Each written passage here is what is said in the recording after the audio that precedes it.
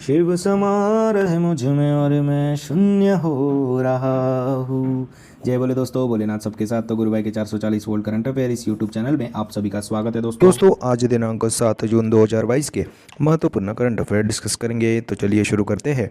गुरु भाई के जानदार जबरदस्त जिंदाबाद लाजवाब 7 जून 2022 के महत्वपूर्ण करंट अफेयर दोस्तों हाल ही में 6 जून को रूसी भाषा दिवस के रूप में मनाया गया। तो यूनाइटेड नेशन हर साल 6 जून को रूसी भाषा दिवस के रूप में मनाते हैं। तो दुनिया में ऑफिशियली 6 लैंग्वेजेस आर अवेलेबल, जिसमें से इंग्लिश है, अरेबिक है, स्पेनिश है, चाइनीज़ है, रूसी और फ्रेंच है।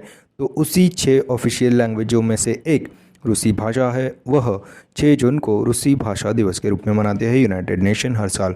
तो रूसी भाषा के कवि एस पुष्किन के जन्मदिवस के उपलक्ष्य पर 6 जून को रूसी भाषा दिवस के रूप में मनाया जाता है।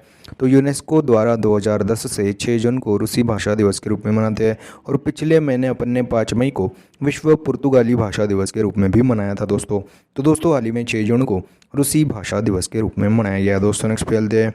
तो दोस्तों हाल ही में मुंबई इंटरनेशनल फिल्म फेस्टिवल 2022 में बेस्ट डॉक्यूमेंट्री फिल्म के रूप में turn your body to sun इस फिल्म को सम्मानित किया गया। तो Dutch documentary film turn your body to sun के लिए इस फिल्म को, इस शॉर्ट डॉक्यूमेंट्री को मुंबई इंटरनेशनल फिल्म फेस्टिवल 2022 में बेस्ट डॉक्यूमेंट्री फिल्म के लिए गोल्डन काउच अवार्ड से सम्मानित किया गया।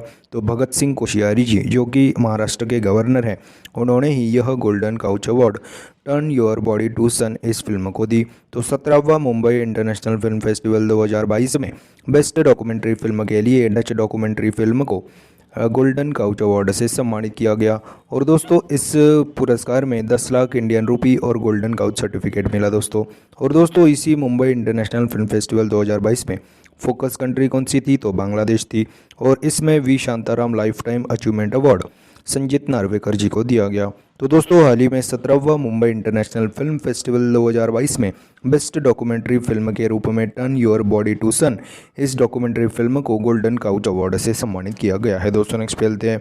तो दोस्तों हाल ही में ग्रीस देश ने उनका पहला नेशनल क्लाइमेट लॉ पास किया। तो राष्ट्रीय जलवायु कानून, ग्रीस देश ने अपना पहला राष्ट्रीय जलवायु कानून पास किया दोस्तों। तो 2028 तक सभी कोल बेस्ड इलेक्ट्रिसिटी प्लांट को बंद किया जाएगा इस लॉ के तहत। और 2028 तक इलेक्ट्रिसिटी प्रोडक्शन में कोल का इस्तेमाल नहीं होगा। इस कानून के तहत क्लाइमेट टारगेट को हासिल करने के लिए ग्रीस 2030 तक अपने नेट ज़ीरो कार्बन इमिशन में 55% तक कटौती करेगा। 2040 तक 80% कार्बन इमिशन में कमी लाएगा और 2050 तक नेट जीरो एमिशन के लक्ष्य तक पहुंचेगा इस क्लाइमेट लॉ पास के जरिए। और दोस्तों न्यूजीलैंड यह दुनिया का पहला देश था जिसने क्लाइमेट लॉ को पास किया था। और इंग्लैंड यह पहला देश था दुनिया का जिसने क्लाइमेट इमरजेंसी बिल पास किया था। तो दोस्तों हाल ही में ग्रीस देश ने उनका पहला नेशनल क्लाइमेट लॉ पास किया है दोस्तों। नेक्स्ट खेलते हैं। तो दोस्तों हाल ही में हमारे केंद्रीय शिक्षा मंत्रालय द्वारा प्रस्तावित नए मॉडल स्कूलों का नाम प्रधानमंत्री श्री स्कूल रखा गया। तो शिक्षा मंत्री धर्मेंद्र प्रधान जी ने अभी नए स्कूलों की स्थापना, यानी कि उनको मॉडल स्कूल कहा जाता है, उनका नाम प्रधानमंत्री श्री स्कूल रखा गया है। तो जिसका उद्देश्य क्या है? तो स्टूडेंट्स को फ्यूचर रेडी कराना, नई नेशनल एजुकेशन पॉलिसी को लागू करने की यह एक लेबोरेटरी होंगी दोस्तों। और 11,000 के अधिक लगभग पीएम श्री स्कूल स्थापित करेंगे। तो देश भर के जितने भी सरकारी स्कूल हैं उनमें से 1% होता है 11,000 के आसपास। उन 11,000 स्कूलों को प्रधानमंत्री श्री स्कूल में कन्वर्ट किया जाएगा। और दोस्तों मॉडर्न टेक्नोलॉजी के साथ साथ सभी भाषाओं पर ध्यान केंद्रित किया जाएगा इस प्रधानमंत्री श्री स्कूल में। और किताबी एजुकेशन के अलावा स्किल एजुकेशन पर भी ध्यान दिया जाएगा दोस्तों इस प्रधानमंत्री श्री स्कूल में। और दोस्तों नए नेशनल एजुकेशन पॉलिसी, राष्ट्रीय शिक्षा नीति, जो कि 5+3+3+4 वाली है, इस सिस्टम बेस्ड पढ़ाई होंगी इन प्रधानमंत्री श्री स्कूलों में। तो दोस्तों हाल ही में केंद्रीय शिक्षा मंत्रालय द्वारा प्रस्तावित नए मॉडल स्कूल का नाम प्रधानमंत्री श्री स्कूल रखा गया है दोस्तों। नेक्स्ट खेलते हैं। तो दोस्तों हाल ही में स्वरूप कुमार शाह जी को पंजाब एंड सिंध बैंक के हेड के रूप में, अध्यक्ष के रूप में नियुक्त किया गया। तो दोस्तों अभी भारत सरकार ने स्वरूप कुमार शाह जी को पंजाब एंड सिंध बैंक के एमडी के रूप में नियुक्त किया गया, हेड के रूप में नियुक्त किया गया। एस कृष्णन की जगह लेंगे। स्वरूप कुमार साहा जी, एस कृष्णन जी अभी अभी रिटायर्ड हुए हैं, उनकी जगह स्वरूप कुमार साहा जी लेंगे। और दोस्तों हाल ही में सेबी की पहली महिला अध्यक्ष कौन बनी थी? माधवीपुरी बुच जी। अलका मित्तल ओएनजीसी की पहली महिला सीएमडी बनी थी। और Dhruti Banerjee zoological survey of India की पहली निदेशक बनी थी, डायरेक्टर बनी थी। और दोस्तों यूनियन बैंक ऑफ इंडिया की अभी कल ही मैंने आपको पढ़ाया था कि पहली महिला एमडीसीओ कौन बन गई थी? A Mani Mekhalai ji. Union bank of India की पहली महिला एमडीसीओ के रूप में इनको चुना गया था सरकार द्वारा। तो दोस्तों हाल ही में स्वरूप कुमार साहा जी को पंजाब एंड सिंध बैंक के अध्यक्ष के रूप में नियुक्त किया गया है। दोस्तों नेक्स्ट पे चलते हैं। तो दोस्तों हाल ही में भारत और बांग्लादेश के बीच में संप्रीति नामक एक्सरसाइज का आयोजन किया गया। तो दोस्तों 10वां एडिशन चुना गया दोस्तों भारत और बांग्लादेश के बीच में, जिसका नाम रखा गया है संप्रीति। तो बांग्लादेश में ही आयोजित भारत और बांग्लादेश देश के बीच में संप्रीति नामक एक्सरसाइज का आयोजन किया गया। तो 5 जून से लेकर 16 जून तक चलेगा यह संप्रीति एक्सरसाइज दोस्तों। और दोस्तों बांग्लादेश के साथ अभी अपन ने कॉर्पेट नेवल एक्सरसाइज किया था, बोंगो सागर नामक एक्सरसाइज भी अपन ने बांग्लादेश के साथ किया था। तो दोस्तों हाल ही में भारत और बांग्लादेश के बीच में संप्रीति नामक एक्सरसाइज का आयोजन किया गया है। दोस्तों नेक्स्ट पे चलते हैं। तो दोस्तों हाल ही में महाराष्ट्र राज्य ने फेसलेस आरटीओ यानी कि फेसलेस रोड ट्रांसपोर्ट ऑफिस योजना को लॉन्च किया। तो दोस्तों अभी महाराष्ट्र सरकार ने ऐसी योजना बनाई जिससे लोगों को आरटीओ के चक्कर नहीं लगाने पड़ेंगे। इसमें 6 तरह की सर्विसेज दी जाएगी। अगर आपका लाइसेंस रिन्यू करना है, डुप्लीकेट लाइसेंस पाना है, इसी तरह की 6 सर्विसेज होंगी जो कि आप ऑनलाइन कर सकोगे और आरटीओ में जाने की ज़रूरत नहीं। तो दोस्तों हाल ही में महाराष्ट्र राज्य ने फेसलेस आरटीओ योजना को लॉन्च किया। दोस्तों नेक्स्ट पे चलते हैं। तो दोस्तों हाल ही में पुनीत सागर अभियान एनसीसी द्वारा चलाया गया। तो नेशनल कैडेट कॉर्प्स द्वारा पुनीत सागर अभियान को लॉन्च किया गया। तो पुनीत सागर अभियान का उद्देश्य क्या है?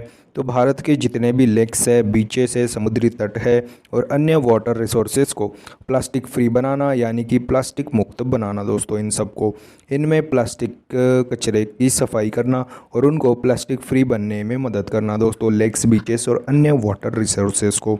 तो दोस्तों हाल ही में पुनीत सागर अभियान को एनसीसी द्वारा चलाया गया।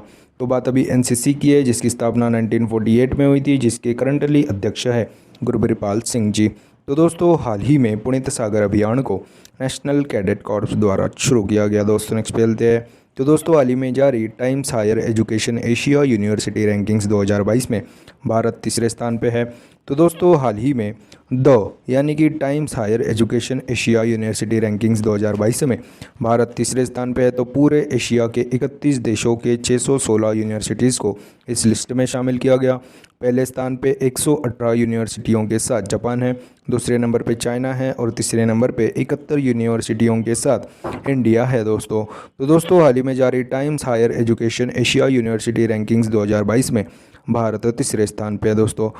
पर दोस्तों इस रैंकिंग्स में टॉप 50 में आने वाला IISc बेंगलुरु एकमात्र कॉलेज है, 42 नंबर पे है दोस्तों। और 2021 में यह 37 रैंक पे था दोस्तों। अभी 2022 में 42 नंबर पे है IISc बेंगलुरु।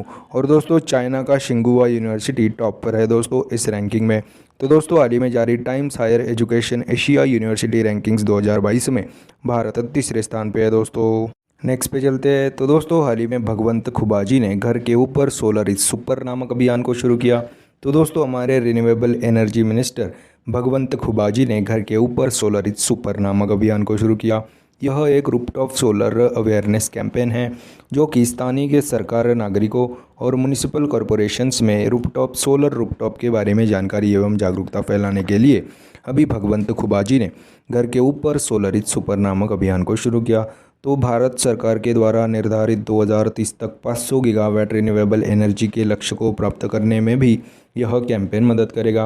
और national solar energy federation of India के द्वारा लॉन्च किया गया यह घर के ऊपर सोलर इज सुपर नामक अभियान। तो दोस्तों हाल ही में new and renewable energy minister Bhagwant Khubaji ने घर के ऊपर सोलर इज सुपर नामक अभियान को शुरू किया। दोस्तों नेक्स्ट पे चलते हैं। तो दोस्तों हाल ही में भारत देश ने दुनिया की पहली फिशिंग कैट सेंसस शुरू करने की घोषणा की। तो दोस्तों फिशिंग कैट्स क्या होती है? जो कैट्स मछलियाँ पकड़ती है उनको फिशिंग कैट्स कहते हैं। तो दोस्तों अभी उड़ीसा के चिल्का लेक में भारत देश ने दुनिया की पहली फिशिंग कैट सेंसस शुरू करने की घोषणा की, यानी कि गणना शुरू करने का प्रस्ताव पारित किया। यह सेंसस चिल्का डेवलपमेंट अथॉरिटी द्वारा द फिशिंग कैट प्रोजेक्ट के सहयोग से शुरू किया गया और चिल्का लेक दुनिया की सबसे बड़ी खारे पानी की लेक है। और दोस्तों इस सर्वेक्षण के अनुसार चिल्का लेक में 176 फिशिंग कैट्स पाई गई। तो दोस्तों हाल ही में भारत देश ने दुनिया की पहली फिशिंग कैट सेंसस शुरू करने की घोषणा की है। दोस्तों उड़ीसा के चिल्का लेक में नेक्स्ट पे चलते हैं। तो दोस्तों हाल ही में मगहर यूपी में संत कबीर अकादमी और रिसर्च सेंटर का उद्घाटन किया गया। तो 2018 में प्रधानमंत्री नरेंद्र मोदी जी ने संत कबीर अकादमी और रिसर्च सेंटर का उद्घाटन का आधारशिला रखा गया था मगहर उत्तर प्रदेश में। तो यूपी के वाराणसी में जन्मे संत कबीर जी समाज को सद्भाव का मार्ग बताते हैं। तो दोस्तों हाल ही में मगहर यूपी में संत कबीर अकादमी और रिसर्च सेंटर का उद्घाटन किया गया दोस्तों। तो दोस्तों यह थे 7 जून 2022 के महत्वपूर्ण करंट अफेयर्स। आज अपन क्या पढ़े उसकी एक बार रिवीजन कर लेते हैं। तो दोस्तों हाल ही में 6 जून को रूसी भाषा दिवस के रूप में मनाया गया।